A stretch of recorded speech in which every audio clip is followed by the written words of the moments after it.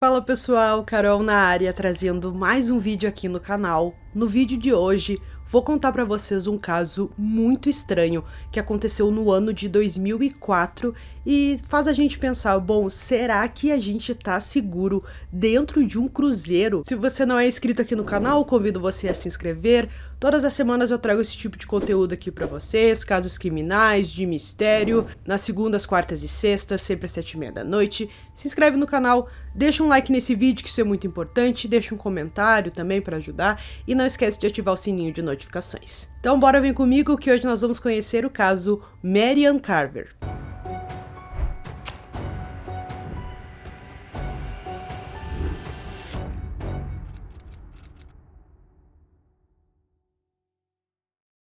Marian Carver nasceu em Cambridge, Massachusetts, em 3 de abril de 1964.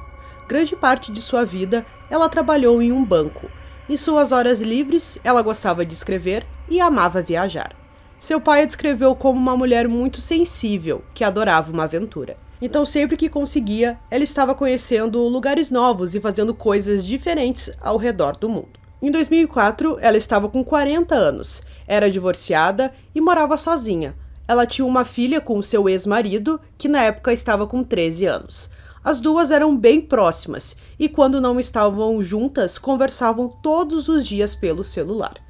Em agosto daquele ano, sua filha estava viajando com o pai. Eles estavam na Inglaterra, enquanto Marian estava se preparando para sua próxima viagem. Em 27 de agosto daquele ano, ela embarcou em um voo de Boston com destino a Seattle. Marian era uma mulher que não gostava de dar explicações sobre sua vida. Ela simplesmente arrumava suas coisas e ia para sua próxima viagem. E foi assim naquele dia. Ela não contou para nenhum de seus familiares sobre seu próximo destino. Naquele dia, ela iria fazer algo que já tinha feito antes. Uma viagem de cruzeiro. Dessa vez, partindo de Seattle com destino ao Alasca. O nome do cruzeiro era Royal Caribbean Celebrity Mercury e tinha espaço para 2.000 passageiros. Ela ficou hospedada no 9º andar. Naquele primeiro dia, houve uma festa no cruzeiro. Ela participou, mas não conversou com muitas pessoas. Ela preferiu ficar sozinha naquela noite. Mais tarde, ela foi para o seu quarto para escrever em seu diário. Logo depois, um comissário do navio entrou em seu quarto e entregou algumas toalhas para ela, já que ela tinha pedido antes. Tudo pareceu normal naquele dia, a não ser pela porta do seu quarto, que só trancava eletronicamente.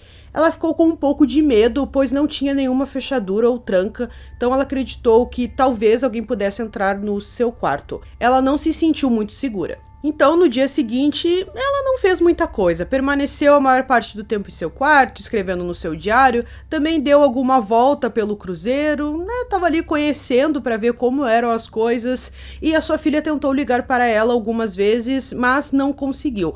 Nesse momento, a filha não sabia que a mãe estava em um cruzeiro. No sábado, perto das 8h30 da manhã, ela é surpreendida quando o mesmo comissário, Domingo Monteiro, entra em seu quarto sem aviso. Ele pediu desculpas e acreditou que ela estava na confraternização que estava ocorrendo naquele momento. Os dois conversaram um pouco e ela pediu ajuda a ele sobre o serviço de quarto.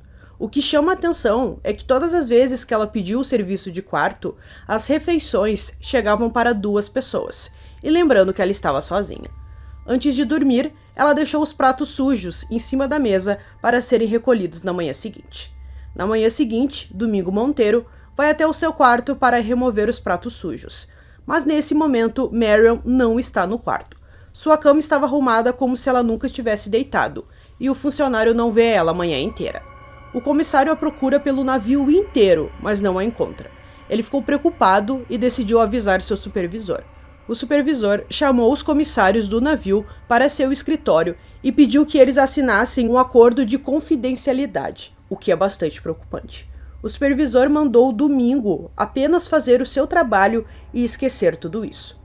Depois de uma semana tentando falar com sua mãe, a filha de Marian entrou em contato com seu avô, chamado Ken, o pai de Marian. Ela ligou várias vezes para a mãe, mas ela nunca atendeu o telefone. Eles entram em contato com a polícia de Cambridge e registram o boletim de ocorrência de uma pessoa desaparecida.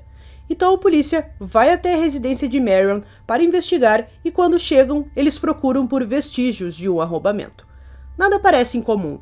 Então, eles levaram seu notebook e outros itens pessoais para análises.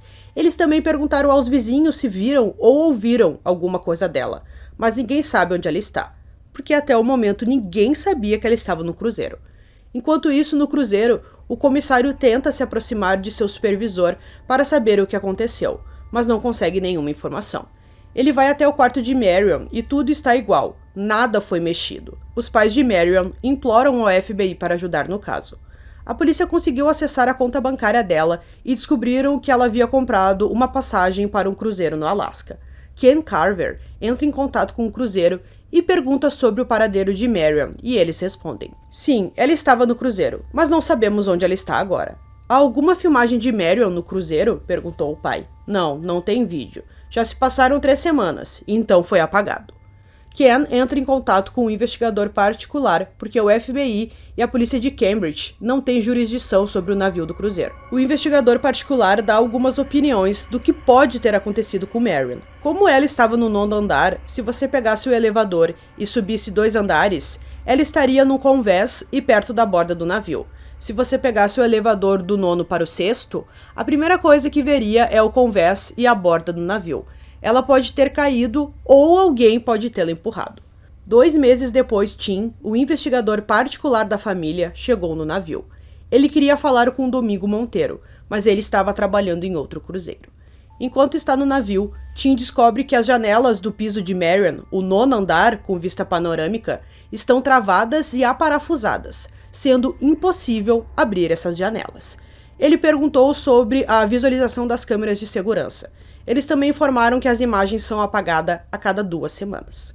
Tim pede para falar com o agente de segurança, mas eles se recusam porque estão em treinamento com novos funcionários. O comportamento dos funcionários do navio era muito suspeito e Tim ficou com mais perguntas do que respostas. Quem contratou advogados de Massachusetts e da Flórida em janeiro de 2005. E após alguns meses de esforços, eles são capazes de obter uma intimação para a tripulação do cruzeiro. Em um depoimento por telefone, 2 comissários testemunharam. Eles disseram que estavam cientes do desaparecimento de Marion, mas não fizeram nada. O Domingo Monteiro também deu seu depoimento. Ele contou que conheceu a Marion logo no primeiro dia, que depois ele conversou algumas outras vezes com ela, até que ela simplesmente desapareceu, e é claro que ele achou tudo isso muito estranho. Então ele foi lá, falou com o seu supervisor, o supervisor não deu muita importância para isso, ele estava muito preocupado, queria saber o que tinha acontecido com ela, mas parecia que ele era o único que se importava com isso. Então teve um momento até que ele perguntou o que ele poderia fazer com os pertences dela que tinham ficado no quarto, e o supervisor disse para ele colocar todos em um saco e deixar em cima da sua mesa no escritório. Então todos os itens dela foram descartados, e isso é muito preocupante, porque poderia ter alguma informação que ajudasse na investigação. O gerente afirmou que, apesar de ninguém no navio reconhecer o desaparecimento de Marion, a empresa de cruzeiro lançou seu próprio inquérito interno e demitiu o supervisor por não divulgar o desaparecimento dela. A investigação começou no final de setembro, quando o investigador de Cambridge entrou em contato com a operadora de cruzeiros e perguntou se Marion foi dada como desaparecida. Mas ninguém no navio a relatou como uma pessoa desaparecida. Em vez disso, 5 semanas após o desaparecimento dela, a companhia de cruzeiros registrou um relatório de pessoa desaparecida no FBI, mas o FBI não pôde conduzir uma investigação, porque não tem autoridade sobre o cruzeiro. Ken Carver escreveu ao presidente e ao conselho de administração da companhia de cruzeiros, expressando sua necessidade de respostas e encerramento sobre o que aconteceu com sua filha.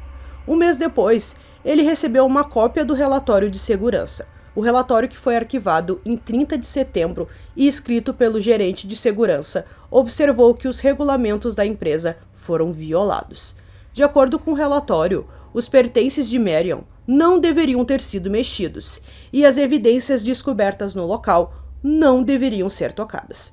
De acordo com o relatório, o pessoal da segurança do navio também deveria proteger o local e a integridade da cena do incidente, garantindo que nada seja movido ou interferido até que os investigadores externos cheguem a bordo. Ken não desistiu de saber o que aconteceu com sua filha.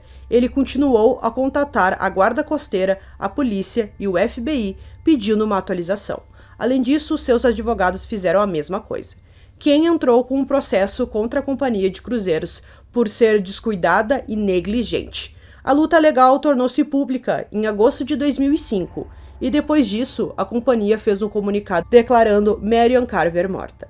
Eles disseram a Ken que verificaram as imagens, que alegaram terem sido removidas desde o início da investigação, e que, depois de assisti-las, viram que ela pulou no mar. A carta dizia: a senhora Carver tinha problemas emocionais e já havia tentado suicídio antes e parece ter cometido suicídio em nosso navio. A morte de Marion Carver é uma tragédia horrível, mas lamentável que haja muito pouco em uma linha de cruzeiro, um resort ou um hotel possa fazer para evitar que alguém cometa suicídio. As perguntas que ficam é de onde eles tiraram a informação de que ela tinha problemas emocionais e de onde vem a história de que ela tentou suicídio antes, já que sua família nunca ficou sabendo disso. Quem pediu que eles mostrassem as imagens, mas eles recusaram. Quem acabou ganhando seu processo, mas foi uma vitória vazia. Ao todo, ele gastou $75 mil com investigadores e advogados, e ainda não tinha ideia do que tinha acontecido com sua filha, embora acreditasse que ela já estava morta. Quem afirmou que há um problema com a indústria de cruzeiros, porque muitas pessoas desaparecem durante os cruzeiros e ninguém sabe o que aconteceu com elas. Ele entrou em contato com 4 famílias e juntos formaram a International Cruise Victims, cuja missão é penalizar corporações que optam por operar fora da lei e deixam de tomar as medidas necessárias quando ocorrem crimes. O projeto foi criado em 1º de janeiro de 2006 por 4 famílias que haviam perdido seus entes queridos em um navio de cruzeiro. Em 2015, uma década após o desaparecimento de Marion, o senador Blumenthal, de Connecticut, e o senador Markey, de Massachusetts, introduziram a Lei de Proteção de Passageiros de Cruzeiros de 2015.